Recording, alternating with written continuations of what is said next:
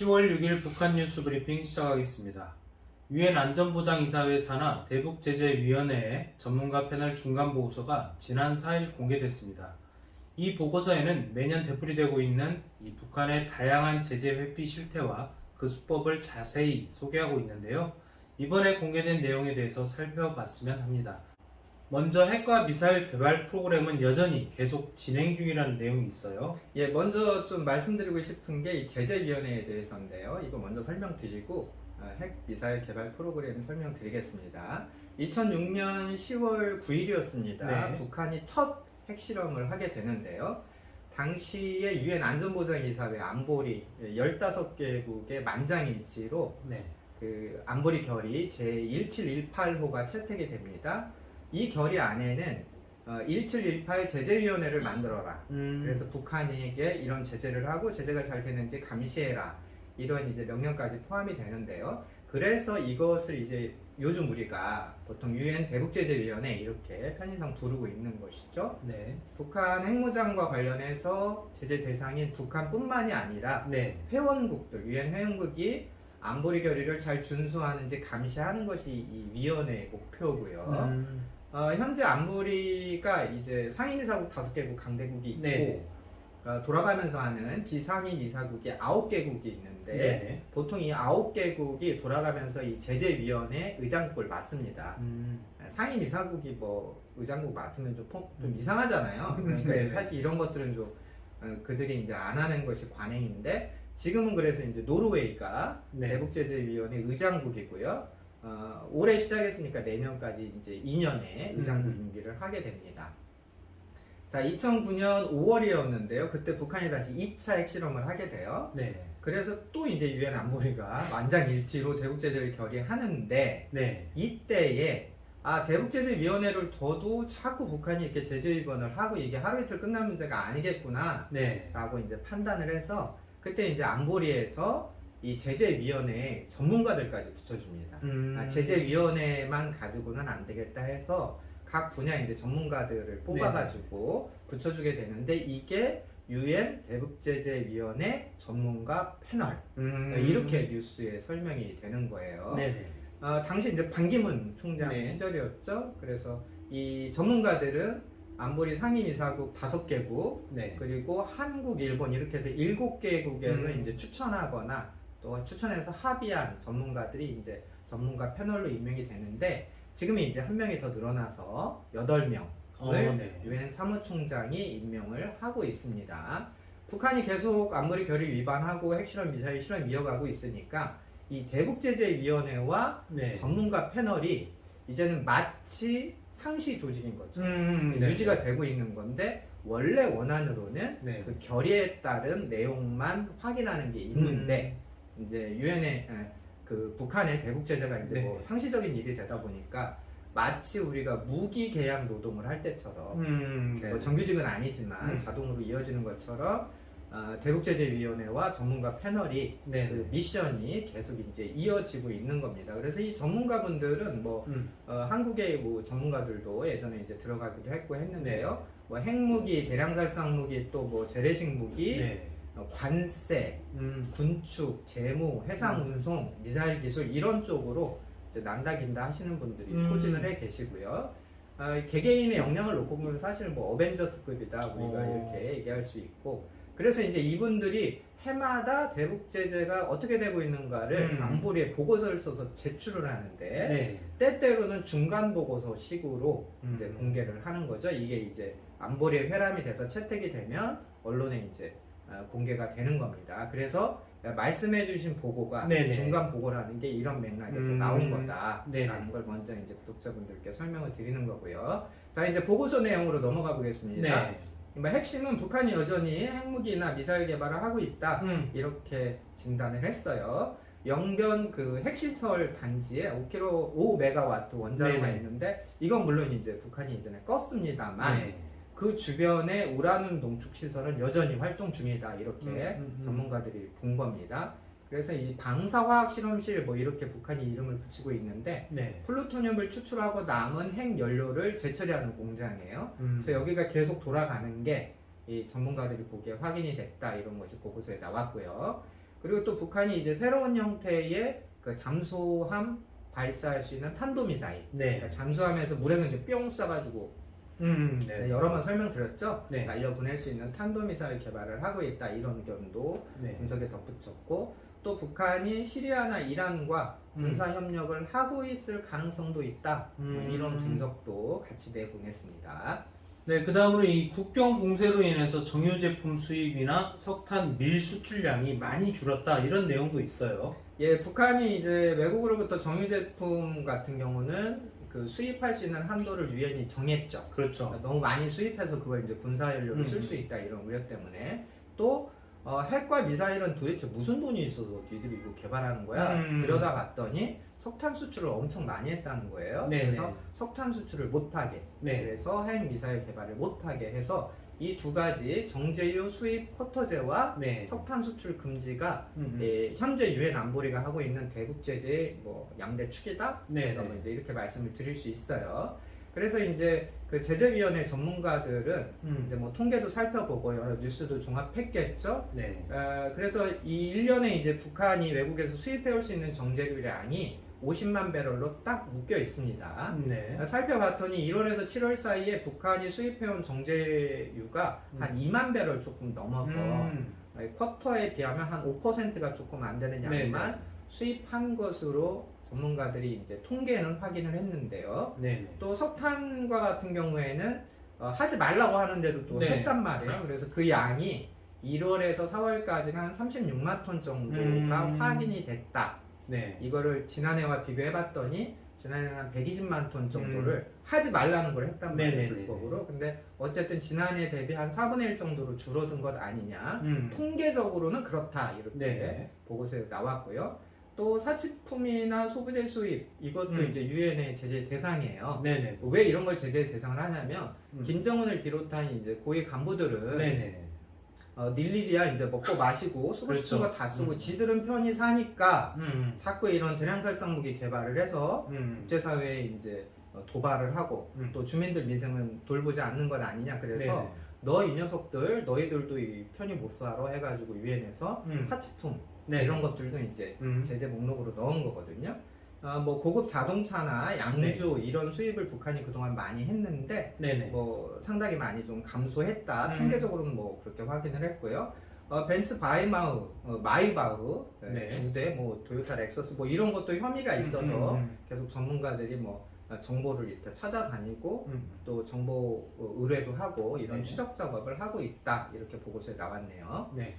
이 정유 제품 수입이 줄었지만 이 북한 내부에서는 사실 이 휘발유 가격이라든지 가격이 뭐 그렇게 크게 요동치거나 그러진 않았잖아요. 예, 그렇죠. 네. 그 이유가 도대체 뭘까요? 예, 그 정제유 수입 같은 경우는 네. 이 전문가 패널 보고서에 나온 통계가 네. 북한이 보고한 게 아니고요. 음. 주로 이제 중국 해관이 네. 내놓는 공식 통계에 의존하거나 그래서 사실은 이 추정치가 네. 실제를 제대로 반영하고 있느냐 이런 좀 아쉬움과 물음이 있습니다. 북한이 워낙 이제 불법 수입을 많이 해왔기 때문에 또 올 말에는 실제 50만 배럴을 넘어갈 수도 있다 이런 뭐 추정도 있는 거고요. 네. 북한이 보통 정제유를 가져오는 통로가 육로로는 이제 중국에서 송유관을 통해서 네. 가져오는 게 있고 또 뭐 이제 해상에서 네네. 유조선을 띄워가지고 자기들 유조선 혹은 다른 나라 유조선을 가지고 불법 수입을 하는데 위성사진 같은 데서 그동안 간혹 잡혔던 게 네. 해상에서 이제 배를 바꿔치기 하는 거죠. 네. 이제 유조선이 이렇게 오고 북한 유조선이 공해상에서 만나서 옮겨 실어서 북한으로 들어가는 그런 이제 불법 한적이 네. 몇 차례 포착이 됐는데 이 포착은 상업용 위성들이 네. 이렇게 돌아다니다가 어쩌다 찍은 거예요. 어. 그게 이제 몇 건이 이제 발각이 된 건데 이제 작정하고 네. 이 환적 문제를 추적한다면 만약에 뭐 군사위성까지 다 동원해서 한다면 북한의 그 불법 환전 정제유 수입이 훨씬 더 많지 않겠냐. 이게 보통 이제 국제사회의 컨센서스입니다. 그래서 사실은 북한이 수입해오는 정제유가 네. 북한이 정말 이렇게 뼈가 아플 정도로 강조했느냐 이 부분에 대해서는 좀 반론의 여지가 여러 가지가 있고요. 네. 또 저희도 북한 내부의 물가를 계속 모니터링하고 있는데 네. 최근에 이제 북한 시장에서 유통되고 있는 휘발유 같은 경우에는 북한 돈으로 리터당 한 8,000원에서 위로 1,000원, 아래로 1,000원 이렇게 네네.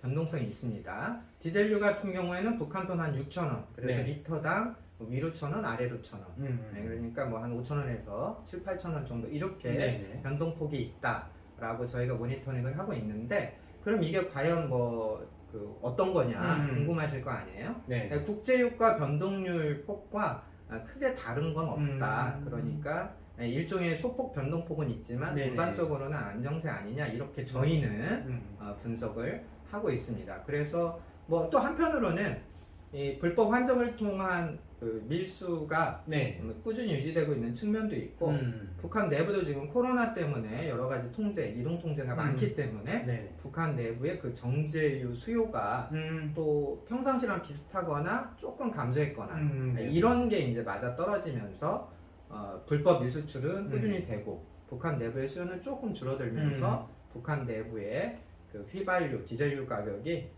뭐 변동은 있지만 안정세를 보이는 것 아니냐 이 정도로 요약을 할 수 있겠습니다.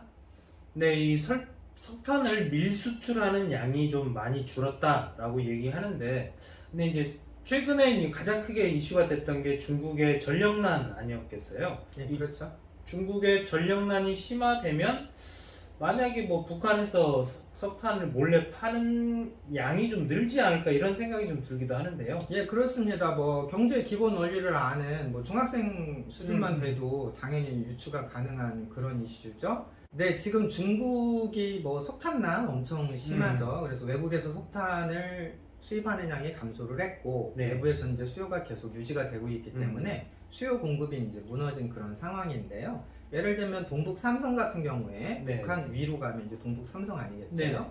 동북 삼성 같은 경우는 뭐 지금도 이제 석탄난이 아주 뭐 심하다 이런 뉴스가 계속 나오고 있고 특히 이제 저희도 중국에서 이제 살아본 경험으로 보면 해마다 이 10월이 되면 그 다음 년치의 난방비를 일반 주민들이 1년치를 일시불로 내거든요. 네네. 그래서 10월이 그 중국말 난치 이 연료비를 내는 그런 때예요. 중국은 그걸 1년치를 집주인들이 한꺼번에 내버리거든요. 네네. 그래서 이제 10월이 되면 동북 삼성에서는 그 일반 가게에 그 소비 지출이 막 눈에 띄게 감소할 정도로 네. 1년치를 뭐 몇십만 원치를 네네. 한 번에 10월에 선불을 해야 되는 그런 때입니다. 그래서 동북 삼성의 이런 석탄 수요가 이제 폭증하고 공급이 감소하게 되면 네. 당연히 중국 석탄이 눈에 들어오겠죠. 북한 석탄. 예. 그래서 북한 석탄이 그래서 사실 전문가 패널의 보고서에서도 북한의 석탄 수출이 뭐 어쨌든 감소했다 이렇게 보는 건 네.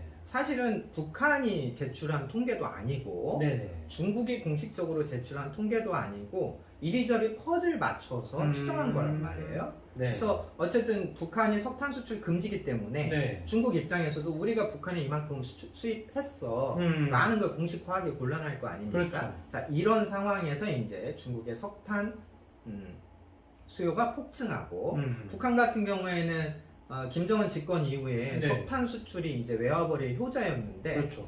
2017년 이후에는 이제 석탄 수출이 막혀가지고 네네. 석탄이 막 그 북한에 이제 쌓이게 되는 거죠. 네네. 그래서 북한 내수에서 석탄 가격이 두두두두 떨어졌습니다. 네. 그래서 난데없이 이제 북한 주민들이 석탄을 난방용으로 마음껏 쓰고 화력발전소들이 좀 팡팡 돌아가는 네네. 그런 이제 기이한 현상도 이제 벌어지긴 했는데 이 두 가지가 이제 맞아 떨어진다. 그러니까 중국이 자기 수요를 위해서 북한에게 이제 뒷문을 열어준다면 네네. 북한의 석탄 수출은 우리가 불보듯 뻔히 예상할 수 있는 거 아니겠습니까? 특히 이제 북한이 코로나 때문에 이제 중국과 어떤 무역을 대부분 막고 있는데 네. 석탄 같은 경우에는 이 코로나 리스크가 거의 없는 품목이거든요. 트럭으로 싣고 가서 네네. 배에 싣든지 아니면 육로로 빠져나가는데 이걸 하나 수출하는데 방역이 따라가야 될 그런 영역들이 굉장히 적고 단순하잖아요. 네네. 그러니까 그렇죠. 운전수 한 명만 있으면 네. 예를 들면 석탄 이 운반이 굉장히 네. 용이한 거기 때문에 북한 입장에서도 코로나를 고려하더라도 큰 부담이 없는 그리고 자기들은 쌓여 있고 외화는 절실하고 중국이 뒷문을 열어준다면 네. 뭐 이런 메커니즘이 작동하는 것은 너무 쉬운 문제이기도 하고요. 한 가지 더 좀 제가 곁다리 얘기를 좀 드리자면 네. 최근에 이제 김정은이 남북 그 통신성 복구 이런 네. 것들을 뭐 얘기를 했고 실제 복구가 되었죠. 네네. 그래서 뭐 복구 돼봐야 뭐 하는 얘기는 뭐 잘 있었습니까? 얘기해요. 우리 군인들이 네, 네. 서로 뭐 특별한 메시지가 오갔는지는 뭐 확인이 아직 안 되고 있지만 예를 들면 이런 것도 북한이나 중국의 그 행보와 연관시켜 볼 수 있습니다. 김정은이 중국과 뭔가를 할 때, 네. 또 중국 옆에 가까이 갈 때, 이런 꿍꿍이가 있을 때마다 네네. 항상 우리 정부를 살짝 끌어들이거든요. 그러니까 중국과 뭔가 경제 교류를 많이 한다, 네. 제재를 위반한다, 이런 것들은 모두 유엔의 관심, 네네. 유엔의 시선을 주목시킬 수밖에 없는 거잖아요. 그렇죠. 그래서 결국은 북한이 중국에게 석탄 수출, 밀 수출을 다시 본격적으로 한다라고 하면 당연히 따라오는 말이 제재, 네, 그렇죠. 감시 이런 얘기이기 때문에 자기들이 그런 면에서 국제 무대에서 조금 곤란한 일이 생길 때마다 남북 관계라고 하는 것을 교묘하게 활용하는 측면도 있습니다. 그래서 이것은 뭐 석탄 얘기가 이제 여기까지 남북 네네. 관계까지 이제 파생이 되게 되는데 그런 좀 복합적인 것들을 우리 정부 당국자들도 좀 보셨으면 좋겠다 이렇게 좀 덧붙이고 싶네요. 네, 유엔 전문가 패널 보고서는 이 정도로 좀 전해드리고 다음 소식을 전해드리겠습니다. 이 개성공단 재개를 위한 로비 활동은 돈 낭비다 이런 보도가 나왔어요. 어떤 내용인가요? 예, 좀 어떤 분은 좀 굉장히 불쾌하실 내용이네요. 돈 낭비라고 하니까 한국의 그 개성공단에 입주했던 기업들 있잖아요. 네네. 이분들의 모임이 이제 개성공단 기업 협회입니다. 네. 그래서 이제 이분들이 좀 뭐 돈을 모으셨는지 아니면 뭐 아무튼 지난 7월에 미국 정부를 상대로 하는 그 로비 활동을 하기 위해서 네. 한 90만 달러를 들여가지고 어떤 로펌과 계약을 했다는 거예요. 네. 이 소식이 이제 미국 조야에 이제 알려진 건데, 그럼 뭐 이런 거죠. 미국 정부가 그 개성공단과 관련한 제재를 좀 풀어주거나 눈감아달라 이런 이제 로비를 하실 계획이었던 것 같아요. 뭐 네. 미국은 이런 정치 로비가 뭐 합법화돼 있고 로비스트라는 직업도 있고 로비를 전문으로 하는 로펌들이 뭐 있는 이제 그런 나라니까 그래서 이제 이해관계자들이 뭐 정당이나 정치인들에게 로비를 하는 것이 이제 합법화돼 있는 나라 아니겠습니까? 만약에 이제 우리 그 개성공단에 입주하셨다가 지금은 이제 가동을 못 하시는 우리 네. 기업 소유주분들이 만약에 이제 개성공단은 뭐 남북 간의 뭐 이런 관계 개선 그게 네. 될지도 모르지만 네. 일단 뭐 그래서 개성공단이 재개된다 하더라도 재개되면 이제 북한한테 돈을 뭐 결제를 해줘야 되는 거잖아요. 그렇죠. 근데 이것 자체가 지금 미국 정부 특히 재무부의 허가를 받아야 되는 상황이고 만약에 이제 미국 재무부의 허가 없이 뭐 네가 뭐야 우리끼리 할 건데 만약에 하게 되면 네. 이제 미국의 이제 대북제재 법안에 따라서 미국 금융권 또 미국 기업들과 우리 기업이 거래를 할 수 없게 되잖아요. 그렇죠. 또 이제 개성공단에서 뭐 만들어서 이제 반입해서 온 물건을 뭐 미국에게 수출도 할 수 없고 뭐 이러저런 이제 그 장치들이 있습니다. 그래서 이제 개성공단 기업협회에서 네. 좀 뭐 어쨌든 남북 관계는 지금 딜레이되고 있으니까 네네. 일단 이거부터 해놓자. 뭐 무슨 생각이신지는 저는 모르겠는데 그래서 이제 로비 준비를 하신 모양이죠. 그래서 이제 미국 조야의 전문가들은 그 로비는 안 통할 겁니다. 이 얘기를 했다는 거예요. 네네네.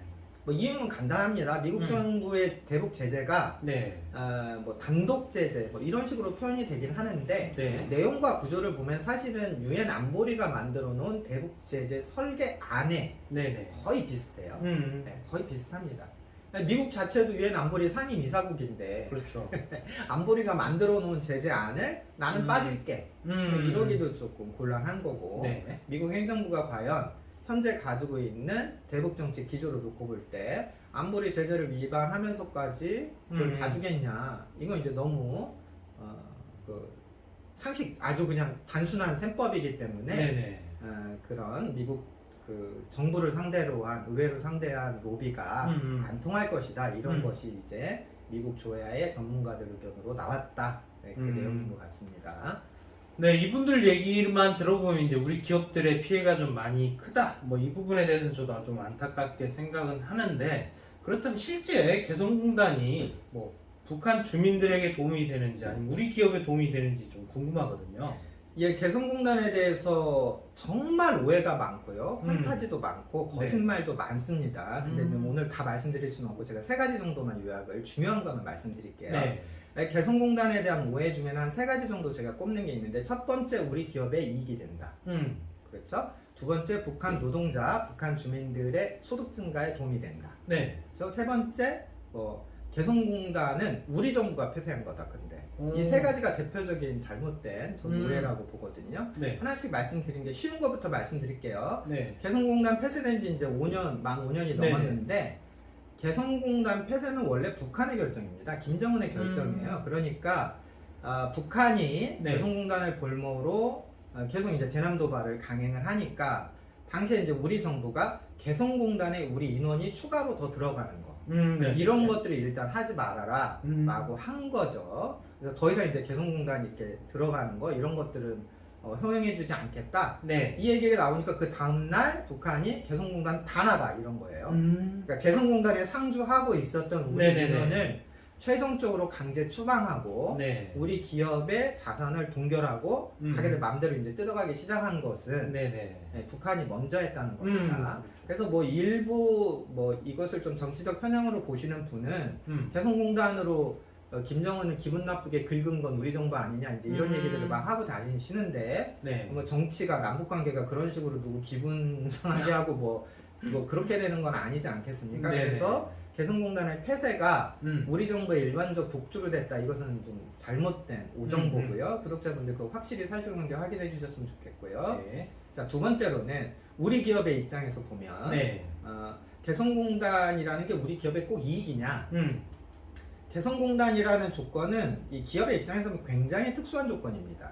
그렇죠? 관세가 면제된다든지, 네네. 자기들이 고용해야 돼 사람들을 맘대로 고용 못한다든지, 그렇죠. 이건 북한이 데리고 들어오는 거니까, 또 뭘 생산할 거냐라는 생산품도 하지 못한다든지. 그러면 보통 우리가 기업을 하는 데 있어서 네. 내 맘대로 생산을 못한다, 내 맘대로 고용을 못한다, 내 맘대로 임금을 못 준다, 네. 근데 세금 혜택은 좀 있다, 이런 것들이 보통 우리가 요즘에 이렇게 네. 창업 응원을 많이 하고 있는데 말도 안 되는 조건들이거든요. 그렇죠. 그래서 이런 특수한 조건에서만 돈을 벌 수 있는 기업이라면, 어떤 기업을 이런 특수 조건으로 몰아넣고 거기서 돈 벌어라, 이런 것이 과연 그 시장경제 체제에서 네. 정상적인 이제 기업 성장의 길이냐, 이 점에 대해서 제가 말씀을 드리는 거예요. 네네네. 특수 조건에서 돈을 벌던 기업은 대부분 네. 이 특수 조건이 변하게 되면 잘 안 되더라. 그렇죠. 이것이 우리가 이제 시장 경제를 수십 년 해보고 네. 그리고 기업들을 지켜본 결과 아니겠습니까?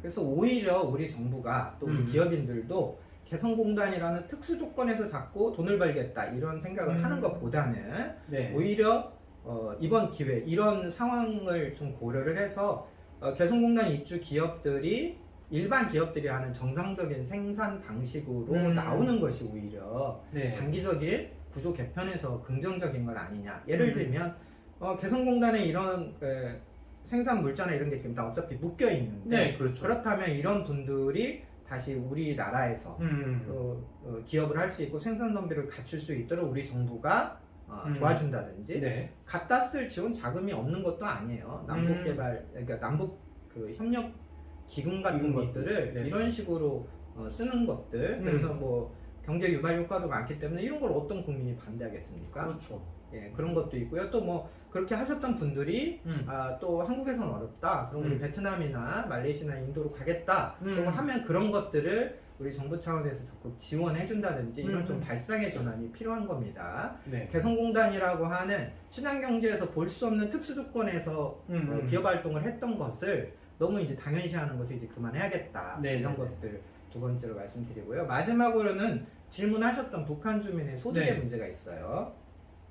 우리가 개성공단을 운영하던 당시에는 북측 노동자들에게 1인당 대략 월 한 150달러를 줬습니다. 150달러. 예. 네. 그런데 생각을 해보세요. 지금 북한 노동자들이 중국에 나가서 네. 1인당 최소 300달러는 벌고 있거든요. 예. 그러니까 북한도 주구장창 중국이나 해외 노동자들을 파견을 하는 거고, 그렇죠. 300달러를 왜 벌 수 있냐면 중국 흔히 말하는 동북 삼성 제조업의 인건비 수준이 그만큼 높아졌기 때문이에요. 네네. 그래서 저희 중국에 나가서 우리 장사하시는 분들, 사업하시는 분들 너무 공감하실 겁니다. 네. 중국에서 이제는 100달러, 200달러 월급 주는 그런 인력을 구할 수도 없고요. 네. 그리고 이런 것들을 중국 정부가 매우 싫어하고 있습니다. 예. 그래서 공동부유라는 정책도 뭐예요? 이런 것들 다 부양하겠다는 건데 어쨌든 네. 얘기 다시 돌아와서 또 그 북한 노동자들 입장에서 보면 150달러, 300달러 이런 기본적인 차이도 있을 뿐더러 네. 또 남측 기업이 주는 150달러가 온전히 북측 노동자들의 주머니에 들어가냐, 중간에서 이제 차 떼고 포 떼고 북한 당국이 이것저것 다 떼가면 네. 실제 개성공단 노동자들이 얻게 되는 것을, 그런 것들 여러 가지 사회 시책이나 쿠폰 이런 것들을 시장 가치로 환산을 하면 네. 50달러가 뭡니까? 사실 30달러도 안 된다. 이런 것들이 많은 조사와 통계, 또 개성공단 출신 탈북자들의 증언을 통해서 네네. 입증이 된 거거든요. 네. 이 입장을 바꿔놓고 생각을 하면 북한 노동자들의 입장에서는 이제 개성공단에 가서 150달러 명목, 실제로는 이제 30달러, 50달러 받는 게 별 메리트가 없게 됐다. 왜냐면 그렇죠. 개성공단 나가면 엄청난 사상교양 받아야 되고요. 그렇죠. 또 조직생활 총화해야 되고요. 이런 대비. 하다못해 저희가 그 러시아 불법체류 북한 노동자분들의 애환을 담은 그런 이야기들 여러 번 전해드렸는데, 그분들조차도 말씀하시는 게 뭐 간부들한테 충성자금 떼길 거 다 떼고 뭐 어렵게 일하지만 네. 다 뗄 거 떼고 한 달에 남는 게 겨우 300달러다 이렇게 불평을 하시잖아요. 네네네. 그렇죠. 그래서 이런 것만 놓고 보더라도 개성공단에서 북측 노동자들의 저임금이라고 하는 아이디어를 가지고 유지하는 것이 과연 요즘에 그 유행하는 지속 성장 가능한, 지속 가능한 모델이냐, 이런 부분. 그래서 이것이 진짜 북한 주민들에게도 호소력 있는 얘기냐, 이런 부분들을 이제는 우리가 냉정하게 돌아봐야 될 시점이다. 이렇게 이야기 마무리 드리겠습니다. 네, 북한에 대해 궁금하신 점 댓글로 부탁드립니다. 좋은 콘텐츠를 제작해 궁금증 해소에 도움드리도록 하겠습니다. 오늘 북한 뉴스 브리핑은 여기까지입니다. 감사합니다.